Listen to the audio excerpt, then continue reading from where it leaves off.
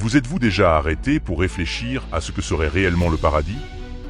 Beaucoup de gens imaginent le paradis comme un endroit rempli de nuages lumineux et cotonneux, où les âmes humaines reposent en paix, peut-être même avec des parents décédés qui veillent sur nous de loin. C'est une image réconfortante, mais est-ce vraiment ainsi que le paradis est décrit dans la Bible? En fait, selon les Écritures, ces conceptions populaires sont très éloignées de la réalité. Selon la Bible, le paradis ne ressemble en rien à ce que nous imaginons souvent. Aujourd'hui, nous allons explorer ce que l'apôtre Jean nous révèle sur le ciel où nous passerons l'éternité. Au fait, vous avez aimé cette vidéo? Si oui, n'oubliez pas de vous abonner à notre chaîne. Votre abonnement est très important car il aide l'algorithme à comprendre que notre contenu est pertinent, ce qui nous permet d'atteindre plus de personnes. Nous vous remercions pour votre soutien. Poursuivons maintenant avec notre thème. Dans l'évangile de Jean, au chapitre 14, Jésus fait une promesse impressionnante. Dans la maison de mon Père, il y a plusieurs demeures. S'il n'en était pas ainsi, je vous l'aurais dit. Je vais vous préparer une place, et si je vais vous préparer une place, je reviendrai et je vous prendrai avec moi, afin que là où je suis vous soyez aussi. Ici, Jésus assure à ses disciples que le ciel a d'innombrables demeures, suffisamment de place pour chaque croyant. Il ne s'agit pas d'un lieu ordinaire, mais de quelque chose de méticuleusement préparé pour chacun d'entre nous. La grandeur de cette demeure céleste, avec ses innombrables pièces, dépasse ce que nous pouvons imaginer. Cependant, il est important de noter que ce manoir n'est pas le paradis tel que nous le connaissons aujourd'hui. Lorsque Jésus parle de vivre au ciel, il fait souvent référence au nouveau ciel, et non au ciel actuel. Dans Matthieu 24, Jésus déclare que « le ciel et la terre passeront, mais ma parole ne passera point ». Or, ce jour et cette heure, personne ne les connaît, ni les anges des cieux, ni le Fils, mais le Père. Cela signifie que même les anges ne savent pas quand les nouveaux cieux seront révélés, ni quand le jour du jugement aura lieu. Cette connaissance est exclusivement entre les mains de Dieu. Outre Jésus, deux autres hommes dans la Bible nous donnent des descriptions détaillées du paradis. Nous examinerons d'abord ce qu'Énoch a dit de l'ancien ciel, puis nous discuterons de la vision qu'a Jean du nouveau ciel éternel, qui sera révélé après le jour du jugement. Le livre d'Énoch, écrit à l'époque de Jared, avant le grand déluge, décrit l'ascension d'Énoch au ciel. Énoch rapporte qu'il a vu plusieurs cieux, chacun destiné à des groupes différents, les croyants, les pécheurs, les anges déchus et les saints. De nombreux érudits pensent que cette vision d'Énoch correspond à l'idée que nous nous faisons aujourd'hui du ciel. Cependant, la vision de Jean nous présente quelque chose de bien plus grand, le ciel que Dieu nous a promis, où nous demeurerons éternellement. Jésus nous a appris que toutes choses, y compris le ciel actuel, disparaîtront et qu'un nouveau ciel sera créé.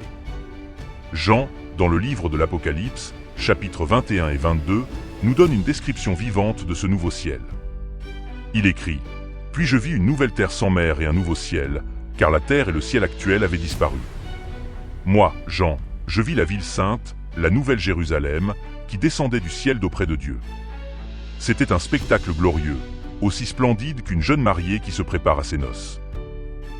Cette nouvelle Jérusalem représente le nouveau ciel que Dieu a préparé pour nous, un lieu où il n'y aura plus ni douleur, ni chagrin, ni mort, mais seulement une paix et une joie éternelle. C'est là que nous serons emmenés, où nous vivrons en pleine communion avec Dieu, entourés de sa gloire et de son amour. C'est la promesse que Jésus nous a faite, et c'est la réalité qui nous attend. Alors, en attendant ce moment, gardons nos cœurs et nos esprits concentrés sur cette espérance, confiant dans la fidélité de Dieu à tenir ses promesses. J'ai entendu un grand cri venant directement du trône céleste et se répercutant dans toutes les directions. Voyez, la maison de Dieu est maintenant parmi les hommes, et il habitera avec eux. Ils seront son peuple, et Dieu lui-même sera au milieu d'eux, il habitera parmi eux. Cette annonce glorieuse s'accompagne d'une promesse inégalée. Dieu essuiera toutes les larmes des yeux de son peuple, et il n'y aura plus ni mort, ni tristesse, ni cri, ni douleur. Tout ce qui apporte la souffrance et l'angoisse disparaîtra à jamais, s'éteindra de l'existence. Jean, dans sa vision, continue à décrire en détail la ville sainte, la nouvelle Jérusalem, qui est décrite comme quelque chose qui dépasse notre imagination. Ces murs sont imposants, hauts et ont 12 portes, chacune gardée par un ange. Ces portes, qui représentent les 12 tribus d'Israël, sont l'entrée d'une ville qui brille par ses rues en or pur, aussi pure et transparente que le cristal le plus clair que l'on puisse imaginer. Dans cette ville, il n'y a pas besoin de temple physique, car le Seigneur Dieu Tout-Puissant lui-même et l'agneau sont le temple.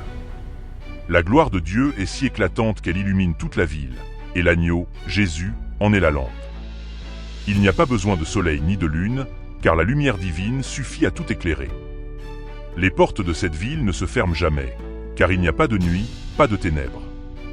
Rien de mauvais ou d'impur ne peut y entrer. Seuls ceux dont les noms sont inscrits dans le livre de vie de l'agneau y ont accès. Jean décrit également le fleuve d'eau de vie, limpide comme du cristal, qui coule directement du trône de Dieu et de l'agneau. Sur les deux rives de ce fleuve pousse l'arbre de vie, qui porte 12 récoltes de fruits, une pour chaque mois de l'année. Les feuilles de cet arbre sont destinées à la guérison des nations, symbole de paix éternelle et de restauration. Dans la Nouvelle Jérusalem, il n'y aura plus de malédiction sur rien, et tous les serviteurs de Dieu lui rendront un culte total et continu. Ils verront sa face et seront en sa glorieuse présence pour toujours. Mais que ferons-nous exactement au paradis? Selon la Bible, nos activités éternelles consisteront à adorer Dieu et à participer à une société parfaitement juste, pleine de créativité et d'objectifs. Dans Apocalypse 4, nous voyons les anciens autour du trône de Dieu, criant sans cesse « Saint, Saint, Saint est le Seigneur Dieu Tout-Puissant », tandis qu'ils placent leur couronne devant le trône dans un profond respect et une grande adoration. Dans Apocalypse 19, Jean décrit de grandes foules célestes, criant à l'unisson « Alléluia », louant Dieu pour ses jugements justes et véritables. Nous aussi, nous nous joindrons à ce chœur céleste, glorifiant notre roi de tout notre être. Au ciel, il n'y aura plus ni douleur, ni souffrance, ni larmes. Au contraire, nous vivrons dans une joie éternelle, sans avoir besoin de dormir, car il n'y aura pas d'obscurité pour nous fatiguer. Nous serons des êtres immortels, remplis de l'Esprit de Dieu, participant à des activités significatives qui dépasseront notre compréhension terrestre, et nous découvrirons continuellement de nouvelles facettes de la sagesse et de l'amour infini de Dieu. Bien que nous puissions reconnaître des amis et une famille ressuscitée, Jésus nous a enseigné qu'à la résurrection, il n'y aura pas de mariage tel que nous le connaissons ici sur terre. Au contraire, nous ferons tous partie d'une grande famille spirituelle, unis en tant qu'épouses du Christ, notre relation principale étant avec Jésus. Nous serons avec Dieu par le Christ, nous connaîtrons une proximité parfaite avec lui et nous nous aimerons les uns les autres comme des frères et sœurs spirituels. Le paradis sera un lieu accessible à tous les croyants, car le salut est un don qui découle entièrement du sacrifice de Jésus sur la croix, et non quelque chose que nous pouvons gagner par nous-mêmes. Quiconque se repent et croit est sauvé par la grâce au moyen de la foi. Dans Apocalypse 21, Jean mentionne les grandes portes de perles qui seront toujours ouvertes, garantissant que rien n'empêchera les rachetés d'entrer dans la Nouvelle Jérusalem. C'est la promesse finale et éternelle qui nous attend, une vie en parfaite communion avec Dieu, dans un lieu où la gloire, la paix et l'amour régneront pour toujours. Au paradis, les croyants ne seront pas simplement des êtres passifs, jouissant d'un repos éternel. Au contraire, ils deviendront des êtres actifs, engagés dans diverses activités telles que travailler, apprendre, régner et adorer Dieu, le tout dans des corps nouveaux, glorifiés et inébranlables. La beauté incomparable du ciel ne réside pas seulement dans ses aspects visuels ou matériels, mais dans la présence de Dieu et la parfaite communion entre les saints. Le ciel, loin d'être un lieu monotone ou ennuyeux, est un espace de croissance et de découverte continue, où chaque jour nous offre l'opportunité d'explorer de nouveaux aspects du Christ à travers des activités significatives et utiles. Le ciel ne doit pas seulement être considéré comme un lieu de repos éternel, mais aussi comme un lieu où les desseins éternels seront accomplis. La Bible décrit le ciel comme un environnement dynamique où nous apprendrons, grandirons et approfondirons continuellement notre connaissance et notre compréhension de Dieu. Dans Éphésiens 2h7, l'apôtre Paul écrit que, dans les siècles à venir, il pourra montrer la richesse extrême de sa grâce, de sa bonté envers nous par le Christ Jésus. Cela indique que Dieu continuera à nous révéler les vastes richesses de sa grâce pendant toute l'éternité, ce qui nous permettra d'apprendre continuellement et de nous rapprocher encore plus de lui, en approfondissant notre compréhension de sa nature infinie et de son amour éternel. Le concept d'adoration éternelle est un élément central de la vision biblique du paradis. Dans Apocalypse 5h13, Jean décrit une scène impressionnante où chaque créature dans le ciel, sur la terre et même sous la terre, loue Dieu. Jean écrit « Toute créature qui est dans les cieux, sur la terre, sous la terre, dans la mer, et tout ce qui s'y trouve, a entendu mon cantique. Bénédiction, honneur, gloire et puissance, à celui qui est assis sur le trône et à l'agneau, au siècle des siècles. » Ce culte universel souligne l'unité, l'harmonie et la synchronisation complète de toute la création dans la louange de Dieu. Chaque être, dans chaque partie de la création, sera uni dans un seul but, exalter et glorifier le Créateur. En outre, Apocalypse 22.3 à 5 nous offre un aperçu encore plus profond de l'état éternel qui nous attend. Jean écrit « Il n'y aura plus de malédiction, mais le trône de Dieu et de l'agneau sera là. Ses serviteurs le serviront, ils verront sa face, et son nom sera sur leur front. Il n'y aura plus de nuit, et ils n'auront plus besoin de chandelle ni de soleil, car le Seigneur Dieu les éclairera, et ils régneront dans les siècles des siècles. » Ce passage révèle que nous servirons Dieu directement, dans une relation intime et active avec lui. Nous verrons sa face, un privilège qui démontre la proximité et l'intimité que nous aurons avec le Créateur. En outre, régner avec lui pour l'éternité signifie que nous partagerons son autorité et ses responsabilités, reflétant ainsi notre objectif initial d'être les intendants de la création de Dieu, aujourd'hui accomplie dans sa plénitude. L'idée de régner avec le Christ est également fortement soulignée dans 2 Timothée 2h12, où Paul écrit « Si nous souffrons, nous régnerons aussi avec lui. Si nous le renions, lui aussi nous reniera. » Cette promesse de régner avec le Christ n'est pas seulement un symbole d'honneur, mais une indication claire que nous participerons activement à la gouvernance de la nouvelle création. Cela reflète l'objectif initial que Dieu a donné à l'humanité, à savoir être les intendants de la création, aujourd'hui réalisée dans sa forme la plus pure et la plus élevée. En outre, la Bible parle de la Nouvelle Jérusalem comme d'un lieu d'une beauté incomparable et d'une splendeur majestueuse. Dans Apocalypse 21, 18-21, Jean décrit la ville avec des détails impressionnants. La muraille était de jaspe, et la ville était d'or pur, comme du verre transparent. Les fondements de la muraille de la ville étaient ornés de toutes sortes de pierres précieuses. Les fondements de la muraille de la ville étaient ornés de toutes sortes de pierres précieuses. La Nouvelle Jérusalem est décrite comme une ville rayonnante, où l'or pur brille d'une clarté comparable à celle du verre le plus limpide, et où les murs sont ornés de toutes sortes de pierres précieuses, reflétant la gloire et la sainteté de Dieu. Cette ville, avec sa beauté céleste et sa majesté incomparable, est le lieu où les croyants habiteront pour l'éternité, vivant en pleine communion avec Dieu, dans un environnement de perfection et d'harmonie éternelle. C'est la destination finale et glorieuse qui attend ceux qui ont placé leur foi en Christ, un lieu où le dessein éternel de Dieu sera pleinement réalisé dans leur vie, et où l'adoration, la découverte et le service seront continus et éternellement significatifs. La première fondation de la Nouvelle Jérusalem était en jaspe, une pierre précieuse qui reflète la gloire et la majesté de Dieu. La deuxième était en saphir, une pierre d'un bleu profond qui symbolise la pureté céleste. La troisième était en chalcédoine, une pierre translucide qui capte la lumière divine, tandis que la quatrième fondation était en émeraude, un verre vibrant qui représente la vie éternelle. La cinquième était en sardonyx, une pierre dont les couches rouges et blanches évoquent la justice et la miséricorde de Dieu. La sixième était en sardoine, une pierre rouge feu qui symbolise le sacrifice du Christ. La septième fondation était en chrysolite, une pierre dorée qui brille comme le soleil, et la huitième en béryl, une pierre bleu-vert qui exprime la sérénité et la paix du ciel. La neuvième fondation était en topaze, une pierre jaune translucide qui reflète la gloire divine, et la dixième en chrysoprase, une pierre vert tendre qui symbolise le renouveau. La onzième était en hyacinthe, une pierre bleue intense qui représente la royauté, et la douzième en améthyste, une pierre violette qui symbolise la spiritualité et la dévotion. Les 12 portes de la ville étaient faites de 12 perles gigantesques, chaque porte étant taillée dans une seule perle, témoignant de la pureté et de la perfection de la Nouvelle Jérusalem. La place de la ville était en or pur, un or si raffiné qu'il ressemblait au verre le plus transparent, reflétant la sainteté et la transparence de la présence de Dieu.